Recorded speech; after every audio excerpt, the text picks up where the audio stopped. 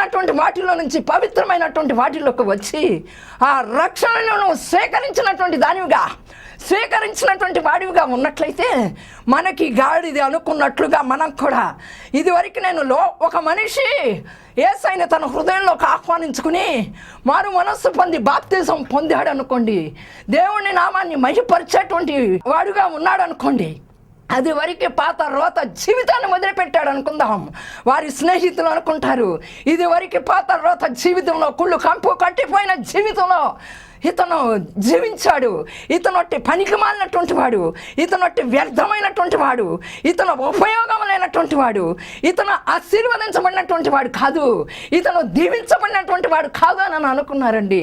అయితే ఆ వ్యర్థమైనటువంటివి, ఆ నిష్ప్రయోజనకరమైనటువంటి మరి ఆ వ్యక్తి మీదకి అతనే ఒక గాడిద, ఆ గాడిద మీదకి యేసయ్య ఎక్కాడండి.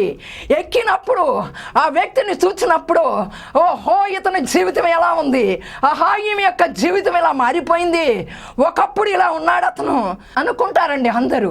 ఈ గాడిద ఎలా అనుకుందో, నాకేంటి ఇంత ఘనత మహిమ, నాకేంటి ఇంత ఘనత, నాకెందుకు ఇట్లా పరిచారు అని నన్ను గాడిద ఆలోచించుంటుంది. ఆ గాడిదలో మనమే క్రీస్తును ధరించుకోవాల్సినటువంటి వారముగా ఉంటున్నాం. నేను గాడిద వలె కాక క్రీస్తును ధరించుకున్నటువంటి వారముగా ఉన్నట్లయితే, ఒకవేళ నీవు ప్రయోజనకరంగా లేక అనేకులుగా ప్రయోజనకరంగా లేని వ్యక్తిగా ఉన్నట్లయితే, ఒకవేళ నువ్వు దీవించబడక అనేకులకు దీవెనకరంగా లేనట్లయితే, ఒకవేళ నువ్వు ఆశీర్వదించబడి అనేకులకు ఆశీర్వాదకరంగా లేనట్లయితే, నువ్వు ఎప్పుడైతే యేసయ్యను ధరించుకుంటావో ఆ గాడిదకి ఎంత విలువ వచ్చిందో ఈ లోకంలో జీవిస్తున్న మనకు కూడా, గాడిదల వంటి మనకు కూడా అంత ధన్యత మనకు వస్తుందండి. మనల్ని లోకాల నుంచి వేరుపరుస్తాడండి, మనకు ఒక ప్రత్యేకత వస్తుందండి. కనుక నీవు ఎలా ఉన్నావో ఒక్కసారి ఆలోచన చెయ్యి. గాడిద మీద యేసయ్య ఎక్కాడు, అయితే ఆ రీతిగా యేసయ్యను నువ్వు ధరించుకోవాలనుకుంటున్నావా? లేకపోతే ఎందుకులే, ఏదో అదొక మతంలే, అదొక కులములే, మరి దాన్ని అనుసరించేదేంటి? కులం కాదండి, మతం కాదండి. అయితే సృష్టికర్తను విడిచి ఈ సృష్టిని పూజిస్తున్నటువంటి మన హృదయాలన్నిటికీ కూడా అంధత్వం, గుడితనం కలుగుతుందండి. నేడే ఆ యేసయ్యను నువ్వు చేర్చుకొని హృదయంలో పరమ జీవాన్ని ఇవ్వటానికి దిగివచ్చాడండి. నిత్య జీవానికి నిన్ను వారసుడుగా చేయటానికి దిగివచ్చాడు, నిన్ను వారసులుగా చేయటానికి దిగివచ్చాడండి.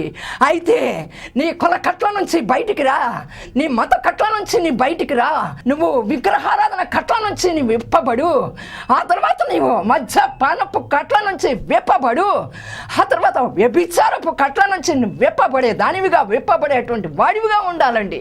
నీ ధనము నాది నాది నాది అనేటువంటి కట్ల నుంచి విప్పబడు. నీది కాదండి ఏది కూడా, నీదంటూ ఉంటే పరలోకంలో ఉంటుంది. ఈ భూమి మీద నీది నాది ఏది లేదండి. బ్రతికి ఉన్నంత కాలములో మనకి తినటానికి, మనకి ఉండటానికి, ధరించడానికి యేసయ్య ఇచ్చిన చాలండి. కనుక ఆ కట్ల నుంచి విప్పబడటానికి నువ్వు సిద్ధపడు. సంభ్రమాలతో, ఆశ్చర్యాలతో, సంతోషాలతో నువ్వు క్రిస్మస్ చేసుకోవటం కాదు.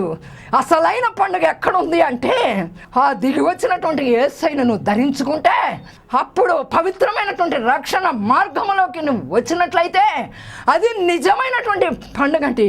నిజ రక్షకుడికి నువ్వు చేర్చుకో. నీ చీకటి బ్రతుకును వెలుగుగా చేయడానికి వచ్చాడండి యేసయ్య. నీ మార్గాలన్నింటినీ కూడా సరళం చేయడానికి వచ్చాడండి యేసయ్య. కనుక మనమే వెళ్ళలేదండి అక్కడికి, మనము వెళ్ళలేదండి. ఏది కూడా నిన్ను అభ్యంతరపరిచేదిగా ఉండకూడదండి. నీ కులం నిన్ను అభ్యంతరపరిచేదిగా ఉండకూడదు, నీ ధనం నిన్ను అభ్యంతరపరిచేదిగా ఉండకూడదు, నీ హోదా నిన్ను అభ్యంతరపరిచేదిగా ఉండకూడదు, నీ ఘనత నిన్ను అభ్యంతరపరిచేదిగా ఏది ఉండకూడదండి. ఆ మార్గంలోకి వెళ్ళాలి అంటే, ఆ తర్వాత యేసయ్యను ధరించుకోవాలి అంటే, ఆ పవిత్రమైనటువంటి పరిశుద్ధమైనటువంటి రక్షణ ఆనందాన్ని నువ్వు అనుభవించాలంటే నిజమైనటువంటి క్రిస్మస్ అది. ఆ హృదయంలోకి అది చేర్చుకో.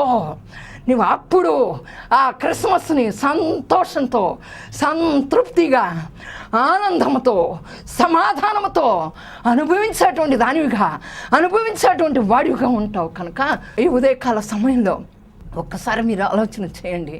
ఏ రకంగా మరి ఆ గాడిద మీద యేసయ్య ఎక్కాడు. మరి మనం కూడా క్రీస్తుని ధరించుకుని కట్ల నుంచి విడిపిస్తానని గాడిద పిల్లని విడిపించినట్లుగా యేసయ్య మన కోసం దిగి వచ్చాడు.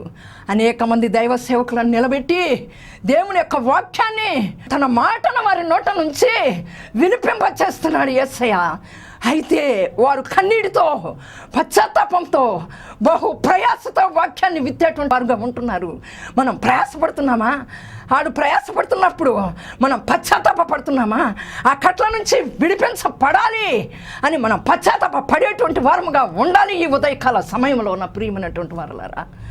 కనుక ఒకసారి కళ్ళు మూసుకోండి, ప్రార్థన చేద్దాం. మమ్మల్ని మిక్కిలి ఘనముగా ప్రేమిస్తున్న ప్రియపరలోక తండ్రి, మీకు స్తోత్రాలు చెల్లించుకుంటున్నాం. మా జీవితంలో మా యొక్క నా తండ్రి కుటుంబంలో కానీ సంవత్సరానికి ఒక్కసారి సంబరంతో సంతోషంతో క్రిస్మస్ చేసుకుంటూ వస్తున్నాం. కానీ ప్రభువా, మా కట్లను విప్పుతానని చెప్పి మా జీవితాల్లో ఎన్ని సంవత్సరాలు గడిచిపోతున్నాయో మా కట్లను విప్పడానికి మీరు ఎదురు చూస్తున్నారు యేసయ్య. ఆ కట్లను విప్పబడటానికి మేము ఒప్పుకునేటువంటి మనస్సు మాకు దయచేయండి యేసయ్య. అనేక మందిని ప్రభా నిలబెట్టి ఆ కట్లు విప్పబడటానికి మాకు అనేక వర్తమానాలను వినిపిస్తున్నారు యేసయ్య. కనుక నా తండ్రి, వినినటువంటి దాన్ని వ్యర్థంగా విడిచిపెట్టక నేను ఏ కట్లతో బంధించబడి ఉన్నానో ఆ కట్ల నుంచి విప్పడానికి యేసయ్య సిద్ధంగా ఉన్నాడు. అంటే యేసయ్యను నువ్వు ధరించుకున్నట్లయితే గాడిద లాంటి జీవితాన్ని, గాడిద అపవిత్రమైనటువంటి జంతువు అండి. అయితే అటువంటి దాన్ని యేసయ్య ఎక్కాడు అంటే దాని మీద మరి మనని కూడా ఈ లోకంలో ఎటువంటి వారమో మనని క్రీస్తును మనం ధరించుకోమని యేసయ్య ఎదురు చూస్తూ ఉన్నాడు. సమయాన్ని పోనివ్వక సమయాన్ని సద్వినియోగం చేసుకుంటూ యేసయ్య ఎదురు చూస్తున్నటువంటి మన కట్లను విప్పడానికి ఎదురు చూస్తూ ఉంటుండగా ఆ కట్ల నుంచి విప్పబడటానికి మీరు సహాయం చేయండి ఈ ఉదయకాలంలో. నా తండ్రి, అటువంటి వారిని ఒక్క ఆత్మనైనా సిద్ధపరచండి యేసయ్య, మీకు స్తోత్రాలు. మరి నా తండ్రి, శరీరంలో బాధలు వ్యాధులు ఉన్నటువంటి వారిని యేసు అధికారం కలిగిన నామంలో, యేసు స్వస్థత కలిగిన నామంలో వారి రోగాల నుంచి విడిపించండి ప్రభువా. వారి అనారోగ్యాల నుంచి విడిపించండి ప్రభువా. అనారోగ్యపు కట్లను తెంచండి నా తండ్రి, మీకు స్తోత్రాలు. ఆర్థిక సమస్యలనే కట్లను తెంచండి ప్రభువా. అప్పుల సమస్యలనే కట్లను తెంచండి యేసయ్య. ఉద్యోగాలు లేని కట్లను తెంచి ఉద్యోగాలు దయచేయండి యేసయ్య. వివాహపు కాని కట్లను తెంచి వివాహాలు చేయండి యేసయ్య. ఎప్పుడంటే యేసు ప్రభువుని వారు ధరించుకున్నప్పుడు, వారు ధరించుకుని పవిత్రమైన పరిశుద్ధమైన రక్షణను వారు పుచ్చుకున్నప్పుడు ప్రభువా, నిజమైనటువంటి క్రిస్మస్ ఆరాధన వారి సంతోషంతో వారి హృదయాల్లో వారి కుటుంబాల్లో చేసుకునేటువంటి వారుగా చేయమని యేసు నామములో అడిగి పొందుకొనుచున్నాము తండ్రి. ఆమేన్.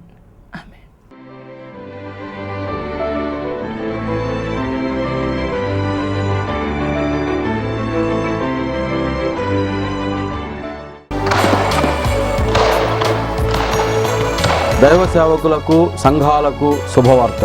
బైబిల్ వాక్యాలతో కూడిన నూతన క్యాలెండర్స్ సిద్ధంగా ఉన్నాయి. చూడముచ్చట గొలిపే అందమైన సీనరీస్తో వివిధ రకములైన క్యాలెండర్స్ రెడీగా ఉన్నాయి. సీనరీకి తగ్గ వాక్యంతో, ప్రతిరోజు వాక్యంతో, రకరకాల డిజైన్స్తో మీ సంఘ అడ్రస్తో ముద్రించి ఇవ్వబడును. కావలసిన వారు సంప్రదించండి. స్వర్ణ Deepika Lavanya residency, door number 26-14-17, 4వ అంతస్తు, జింకానా గ్రౌండ్స్ వద్ద, గాంధీనగర్, విజయవాడ 3. Cell 9392135100 and 9676355567.